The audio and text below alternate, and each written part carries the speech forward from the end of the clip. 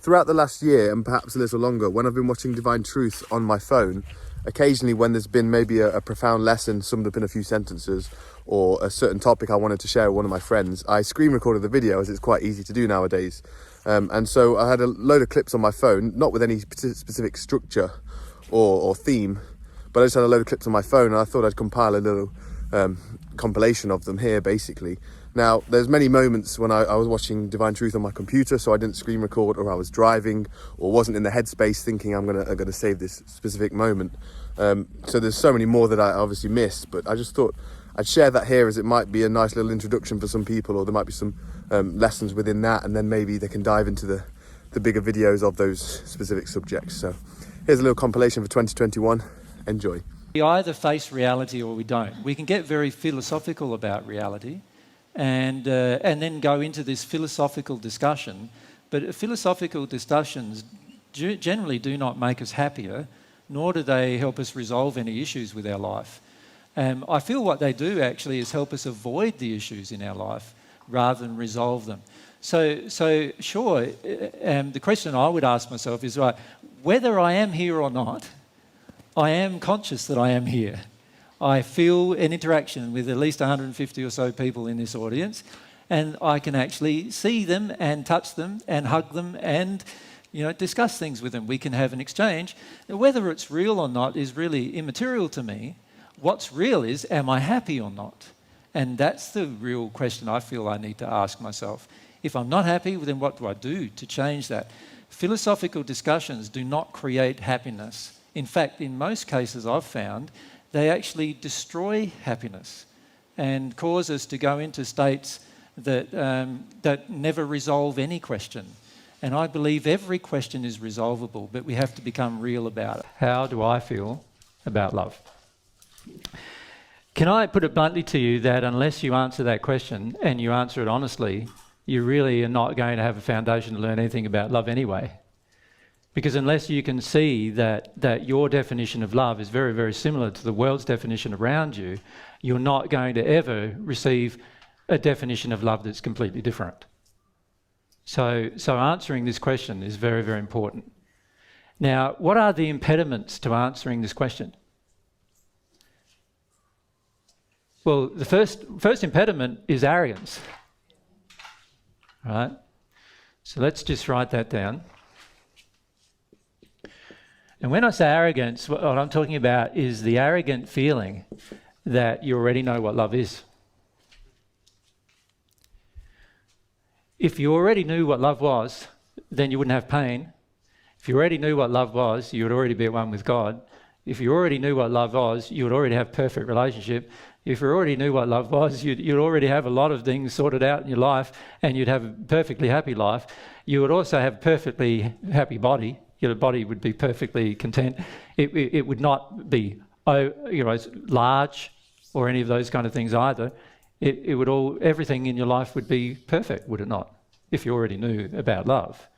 So all of these things tell you don't already know about love, but if you arrogantly believe you do already know about love when you don't, then that's going to be a problem. How can you learn anything more if you're going to keep hold of this arrogance? Emotions that you store inside of you, you carry around with you. They never leave you. But if you can let them out by experiencing them, they leave you. And that's a very important first lesson about life, really. And do you know what I've found? The more you're talking about something, the less you want to feel about it.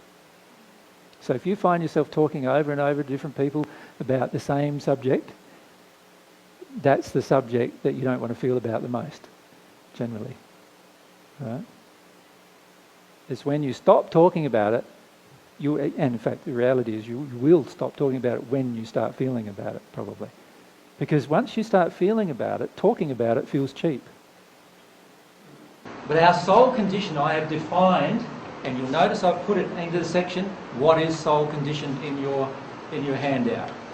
And notice I've said it's the sum total of your passions, your desires, your longings, your moral beliefs, your moral condition, your aspirations, your pursuits, your emotions, your feelings, your intentions, your loves, your dislikes and hates, your fears, your religious beliefs, your scientific beliefs, your love beliefs, your mental aspirations and beliefs which come from the soul. All of those things all together are what is your soul condition. Disease in the body. Disease in the body is a direct creation of the human using his soul-based desire and also his current will to suppress an emotional element inside of the soul that's out of harmony with love. That then causes a disease in the body. So the disease in the body is the direct creation of the human. God will not remove the disease in your body unless he has your cooperation and your desire to do it. And your soul condition actually causes all of your attractions. It is not what you think you want, it is what you really want at the feeling or emotional core of you, at the soul level, that defines how the law of attraction works in your life.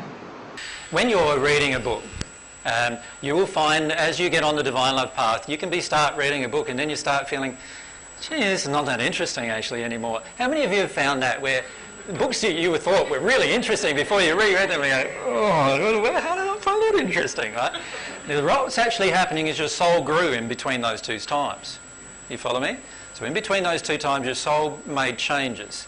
And you've gotten rid of some emotions, and your soul has made some changes. And as your soul makes changes, and you can start to trust your soul a lot with regard to truth. And what that allows you to do is you pick up a book and you've got your spirit guide with you too, don't forget, and he's going, no, sorry mate, that book's not really worth reading. And then you've got a feeling in your soul more harmonious with God's love, and you're feeling, this doesn't really appeal to me as much as it did before, right? Now, most of the so-called truths that are presented here on the earth are very metaphysical in nature and very much based around the spirit being or the spirit life. Right?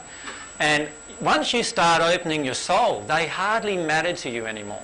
You will feel a huge difference inside of yourself. You'll be much more attracted to a work of fiction that causes you to cry than you will be attracted to a work of non-fiction that seems all metaphysical and might even be true. You'll be much more attracted to something that will help your soul rather than just your intellect. So at the moment, for the majority of people on earth, you could say that their job is probably their primary important thing. For most people on earth, there's a desire for them to at least have enough money coming in. And then retirement. So money becomes a fairly important thing in there. Obviously when you hit the spirit world, money doesn't exist. So that very soon does not become a very important thing anymore. Some people still come to earth and they're worried about what happens to their money, but after a while that disappears as well as a desire. And so that's not important. So if you throw out money as being important right now, and you throw out, your physical existence as being important because you believe that you're an infinite being with the possibility of infinite expansion, what would you do with your life? You'd be starting to explore. Well, you firstly want to know what do you really want to do with your life, wouldn't you? The first thing you do is probably be self-reflective and think about your desires, and then you'd engage that without any fear. You wouldn't have any fear associated with the engagement of your desires. In the terms of forgiveness of others, you can pray for God's help to help you forgive others. And that means praying for God's help to help you go through the emotions. In other words, pray for God's help to have faith in God, faith in yourself, faith that you can experience the emotion, faith that you can face the truth of your life, of the damage that's been done to you, rather than perpetrate more damage to others. And why most of us die by the time we're 70 is because of how much damage we've done to others. The reason why most of us are in physical pain right now is because of the damage we've done to others or ourselves. But mostly it's the damage we've done to others. So we're so desensitized that our own body can't replicate its own cells because of the damage we've done to others, and we kill ourselves through the process. Do you think God made a system where your body couldn't recover itself every single day? Of course God made a system where you could recover itself. Why do we grow old? Because we're in a lot of denial about the damage we've done. That's why we grow old. of how humankind, when they discover a new law, now all of humankind can benefit from what one person discovered. It just requires one of you discovering a new law. Let's say one of you discover how to fly with just your body, let's say. Now, if you could explain that and show people that and demonstrate that to the world, don't you think a lot of other people want to do the same thing? Of course they will, right? Just one person discovering it can benefit the entire world of mankind. What a loving thing. It's like, just that one principle is very interesting in itself, isn't it? God gives us 7 billion opportunities every day to discover a new law that the whole of us will benefit by having 7 billion people or more on the planet who could possibly discover a law every day. Like many of us are 20, 30, 40, 50, 60. How many of you are older? 70, 80, right? And no one's ever educated you about love. You go, what? Like, every bit of happiness you've ever had in your life has always been associated with love. Every bit of unhappiness that you've always had in your life has generally also always been associated with love, and yet nobody has taught you about love. Isn't that sad? So instead of punishing yourself for it, go, okay, I'm going to learn. I'm going to learn.